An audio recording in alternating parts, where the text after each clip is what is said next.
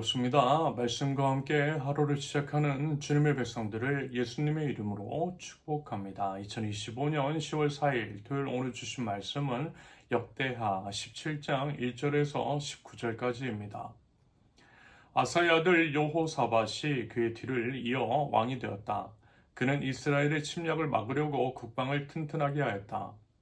그는 요새화된 유다의 모든 성읍에 군대를 배치하였고 유다 전국과 그의 아버지 아사가 정복한 에브라임 여러 성읍에 수비대를 배치하였다. 여호사밧이 왕이 되면서부터 그의 조상 다윗이 걸어간 그 길을 따랐으므로 주님께서 여호사밧과 함께 계셨다. 여호사밧은 바알 신들을 찾지 아니하고 다만 그의 아버지가 섬긴 하나님을 찾으며 그 하나님의 계명을 따라 살고 이스라엘 사람의 행위를 따르지 않았으므로 주님께서는 여호사밧이 다스리는 나라를 굳건하게 해주셨다. 온 유다 백성이 여호사밧에게 선물을 바치니 그의 부귀와 영광이 대단하였다. 그는 오직 주님께서 지시하신 대로 살기로 다짐하고 유다에서 산당과 아세라 목상을 없애버렸다. 그는 왕이 된 지 3년째 되던 해에 지도자들인 베나힐과 오바댜와 스가랴는 느다넬과 미가야를 유다 여러 성읍에 보내어 백성을 가르치게 하였다. 그들과 함께 레위 사람들 곧 스마야와 느다냐와 스바랴와 아사헬과 스미나목과 여호나단과 아도니아와 도비야와 도바도비야 이런 레위 사람들을 보내고 또 그들과 함께 제사장 엘리사마와 여호람을 보냈다. 그들은 주님의 율법책을 가지고 유다 전국을 돌면서 백성을 가르쳤다. 그들은 유다의 모든 성읍을 다 돌면서 백성을 가르쳤다. 유다의 주위에 있는 모든 나라는 유다를 보호하시는 주님이 두려워서 감히 여호사밧에게 싸움을 걸지 못하였다. 어떤 블레셋 사람들은 여호사밧에게 조공으로 예물을 바쳤고 아라비아 사람들은 짐승떼 곧 수장 7,700마리와 수점소 7,700마리를 바쳤다.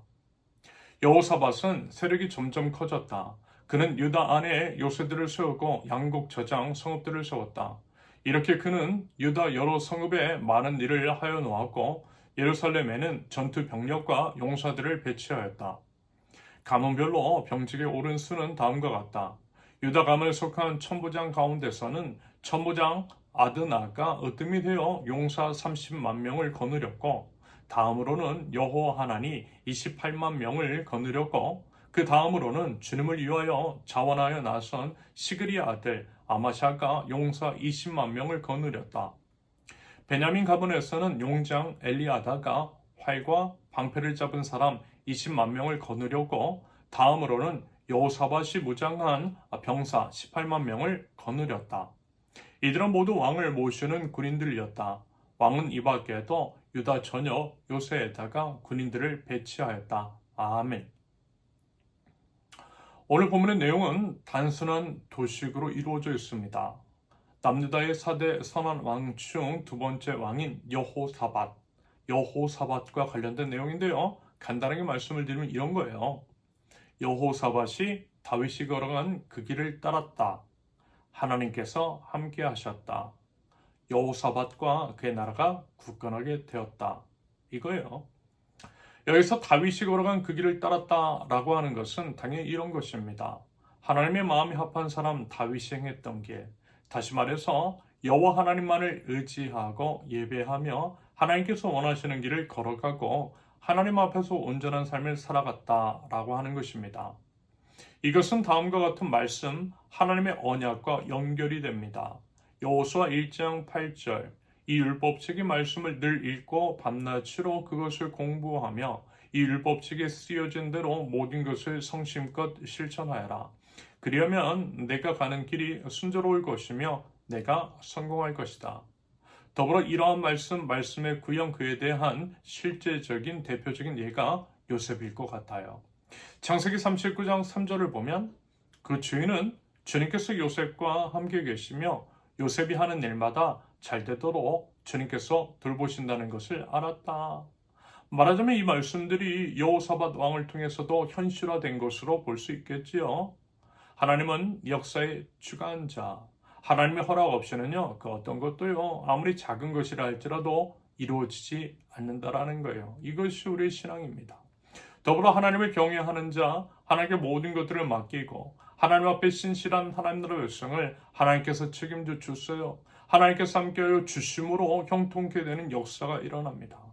그러면서요, 누차 말씀을 드렸지요. 하나님의 형통이라고 하는 것이 우리가 이제 생각하는 것과는 다를 수 있다라고 말입니다. 모양과 모습 그리고 시점이 다를 수 있다라고 했어요. 특별히 이제 구약의 경우에는 상당 부분 현실에서 누리는 법, 예를 들어 보이는 것들이 풍요롭게 되는 것으로서 세속의 복과 비슷한 면들이 있다라고 했습니다. 그것도 이제 그럴 것이 그 당시에는 말씀이 없었잖아요. 말씀은 분명히 있었지만 지금처럼 모든 사람들이 성경책을 소유할 수 없는 상황이었어요. 그래서 이제 전적으로 말씀을 맡은 자들, 율법학자들의 입에 의존할 수밖에 없었어요. 그 외에는 암기를 해야 했고요. 이것이 이제 그 당시 유대 사회에서 말씀 암기를 중요시했던 이유입니다.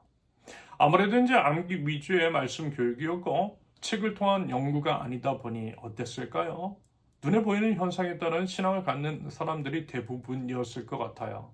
그래서요, 하나님과 함께 하셨을 때 누리는 복 혹은 보게 되는 형통이라고 하는 것이 외적인 것, 현세적인 경우가 많았음을 우리는 감안해야만 할 것입니다.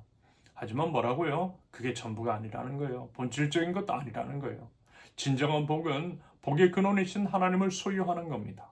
하나님 때문에 우리 예수님 따르는 삶을 삶으로써 고난을 당하는 것이 이게 복이라는 거예요. 비록 현세에서는 복음 때문에 고통과 환난에 처해질 수도 있지만 우리는 영원을 바라보는 사람들이잖아요. 그러므로 오히려 이 땅에서 우리 주님 때문에 고난을 당할수록 영원한 하나님 나라에서 받는 복은 더 클 수 있다라고 하는 것들을 믿는 자들입니다. 그리하여 복음을 부끄러워하지 않는 것이고요. 복음 때문에 기꺼이 우리 생명까지도 드릴 수 있는 것입니다. 여러분 중요한 거 이거예요. 현세에 좋은 것들을 누리고 안 누리고를 떠나서 하나님과 함께하는 사람이 되는 거예요. 하나님과 함께하는 사람은 다른 것이 아니라는 거예요. 주님의 말씀 따라 사는 것, 말씀을 가까이 하고 기도로 주님과 호흡하는 것, 주님의 가르침대로 살아가는 것. 그러할 때에 우리 하나님께서 우리를 통해서 놀라운 역사를 일으켜 주시고요. 하나님 나라가 임하게 하여 주실 줄로 믿습니다. 부디 그 믿음 가지고요. 말씀을 살아낼 줄 아는 저 여러분들이 되실 수 있기를 바랍니다. 오늘 이제 본문에서 특별히 주목하고 싶은 것은 이것입니다. 그것은요. 여호사밧이 하나님의 길로 행할 때에 시행했던 것과 관련된 것입니다. 그는 온 백성에게 하나님의 말씀 가르쳤어요. 말씀이 생명이라는 것을 말씀대로 행하는 것이 하나님께서 복 주시는 것이요. 본인과 나라 전체가 사는 유일한 길임을 알았기 때문일 것입니다. 개인과 나라의 운명을 오직 하나님께 달려 있음을 믿었기 때문에 그런 거예요. 그러면서 이제 우리가 주목해야 할 것은 여호사밧이 레위 사람과 지도자들, 지방 관리들을 통해서 말씀을 가르치게 했다라는 거죠. 레위 사람이야 전문적으로 율법을 맡은 자들인 것이고 지방 관리들까지 보내서 말씀을 가르치게 한 것은 이런 의미로 받아들일 수 있을 것입니다. 듣는 것으로 그치지 않았다라는 거예요. 행하게 했다라는 겁니다. 실제 정책에다가 반영하고 또 그것들을 시행되도록 했다라고 하는 의미일 것 같아요. 더불어 왕이 파송을 했으니 그들의 이제 생계 또한 책임을 나라가 져줬다라고 하는 것을 의미할 것입니다. 여러분 이게 참 중요해요. 왜냐하면 과거 이제 사사기의 역사를 볼 때 그 당시 이스라엘의 타락은 레위인의 타락이었고요. 레위인의 타락은 궁녀 지책에 의한 것이 있었기 때문입니다. 다시 말해서 분명히 율법으로 그들의 생계를 책임져 주는 것이 정해져 있는데요. 그렇지 않았어요. 먹고 살 길이 없으니 어때요? 개인이나 가정에 속하게 되었던 거예요. 개인 목사가 되었던 겁니다. 그들을 위해서 복을 빌어주는 사람으로 전락한 거예요. 하나님이 아닌 자신들을 고용한 사람들의 비위를 맞추는 사람들로 그렇게 이제 말하자면 지금의 목사들이 타락하게 된 것입니다. 여기서 레위 사람들에게 마땅히 들어가야 할 몫을 주지 않은 것은 당연히 일반 백성들 가운데에 돈이 신이 됐고 그것에 대한 끝없는 탐욕에서 기인한 것이겠죠. 그러므로 여호사밧이 말씀 맡은 자들이 그들의 소임을 온전히 감당할 수 있도록 생계를 보장해 준 것, 생계를 책임져 준 것은 정말 필요한 것이었어요. 그리고 중요한 것이었어요. 이 부분은요, 한국교회 안에서 시사하고 있는 바가 크다라고 봅니다. 소수가 부안일 권력을 독점하고 있는 우리 한국교회, 그것은 또 대물림하고 있죠. 그 안에서 이제 신음을 하되 최소한의 이제 생계조차 보장을 받지 못해서 고통을 받고 있는 사역자들이 참으로 많습니다. 오늘 말씀에 비춰 이 부분에 대한 진지한 성찰, 숙고, 그리고 이제 대응 방안을 마련하고 실천하면 좋겠다라는 생각이 듭니다. 여러분, 사역자들이, 목사들이요, 돈 벌려고 이 길을 택한 사람은 많이 없다라고 봅니다.